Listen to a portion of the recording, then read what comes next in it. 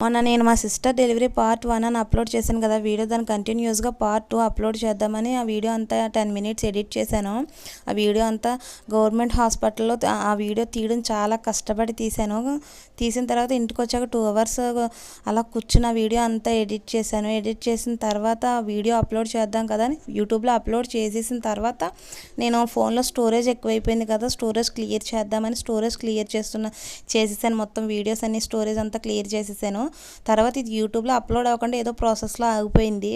ఇలా ఆగిపోయిన తర్వాత నేను చూసుకున్నాను. తర్వాత ఆ వీడియో కోసం చాలా వెతికాను కానీ దొరకలేదు. కానీ వీడియో కోసం నేను చాలా ఫీల్ అయ్యాను. ఎందుకంటే ఆ వీడియో చాలా ఇష్టంగా తీశాను, చాలా బాగా ఎడిట్ చేశాను, చాలా మంచి మంచి ఇన్ఫర్మేషన్ ఇచ్చాను ఆ వీడియోలో. కానీ ఆ వీడియో లేదు. దానివల్ల నేను 2 డేస్ అలా ఫీల్ అవుతూనే ఉన్నాను. మా అమ్మ మా చెల్లి ఏం పర్వాలేదులే వదిలే, తర్వాత ఇంకా మంచి మంచివి వస్తాయిలే అని చెప్పారు. వీడియో నచ్చితే లైక్ చేయండి, షేర్ చేయండి, సబ్స్క్రైబ్ చేయండి. Thank you.